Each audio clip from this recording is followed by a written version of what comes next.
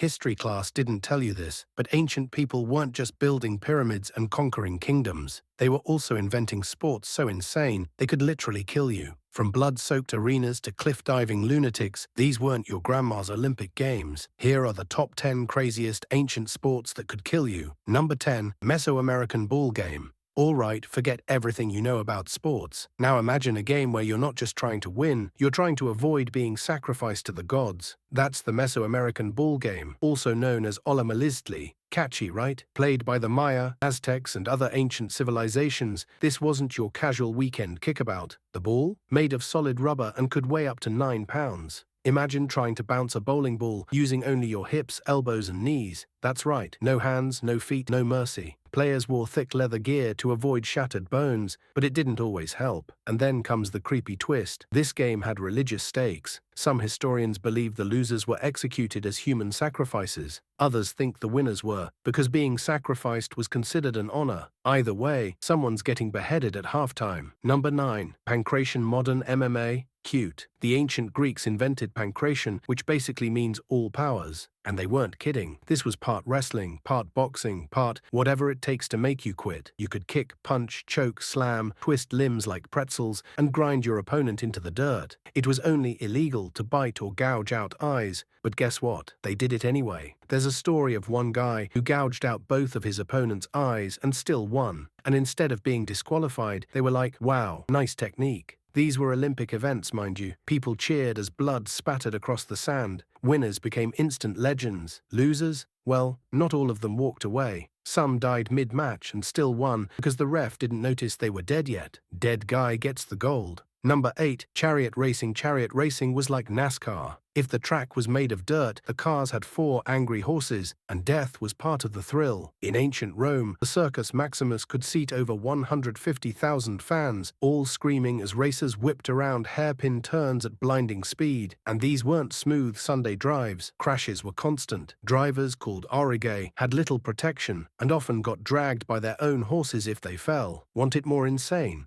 Many racers would tie the reins around their wrists because it gave better control, but if the chariot flipped, they'd be yanked along, bones snapping like dry twigs. So next time someone brags about their fantasy football league, remind them, ancient fans rioted until the emperor ordered a massacre. Number 7. Buzkashi. If polo is the sport of kings, then buzkashi is the sport of warlords. Originating in Central Asia, this game is still played today by people who laugh in the face of danger. Here's how it works. Take a headless goat, toss it in the middle of a field, and have dozens of horseback riders fight to grab it and haul it across the goal line. Sounds simple? It's not. These riders are absolute maniacs. No rules, no teams, just pure testosterone on hooves. They yank, slam, shoulder check, and literally try to rip the goat out of each other's arms while galloping full speed. Oh, and the goat weighs around 60 pounds, so it's like trying to carry a sandbag while getting punched in the ribs on a runaway horse. Number 6. Viking 𝐬𝐫𝐫𝐞. Got a personal grudge in Viking society? You didn't sue. You said, meet me at the 𝐬𝐬𝐫𝐽. This was a duel, fought one-on-one, usually on a tiny patch of land or a cloak spread on the ground. It could settle disputes over land, honor, or even stolen goats. Rules?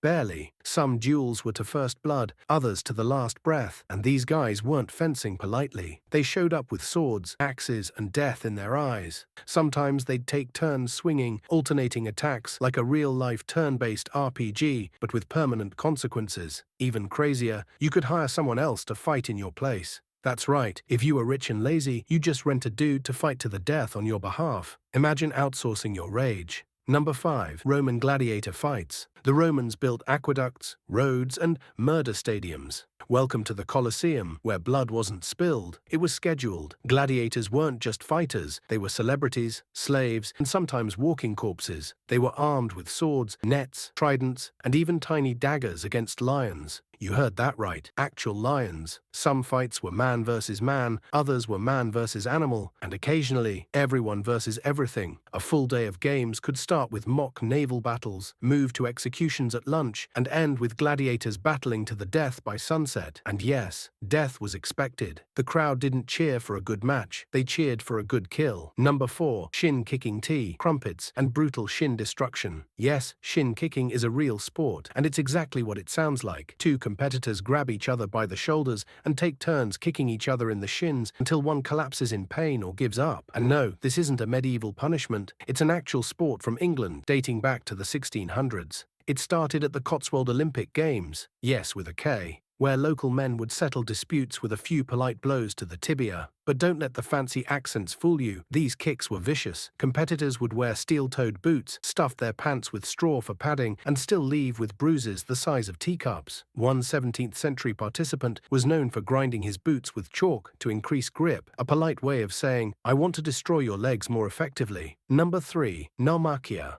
The Romans never did anything halfway. If regular gladiator battles weren't enough, they said, let's flood the arena and reenact naval warfare with real boats and real deaths. Welcome to the world of Naumachia, where they turned entire stadiums into artificial oceans, filled them with ships, and forced people to duel to the death on water. This wasn't some kiddie pool fight. Julius Caesar was the first to host one, ordering thousands of prisoners to act as sailors in full-blown mock sea battles. And of course the audience? Tens of thousands, watching from their seats as human lives were used as props for entertainment. The Colosseum could even be retrofitted with special channels to flood the arena, all so they could watch ships ram, board and sink one another. No CGI, just actual men drowning. Number 2. 𝐾𝐨𝐲 mix in rugby. Now add bare-knuckle brawling, medieval costumes, and absolutely no chill. That's 𝐾𝐨𝐲, a game that looks like a prison riot set to opera. Played in Florence since the 1500s, this sport was created by aristocrats who wanted a more civilized way to beat each other senseless.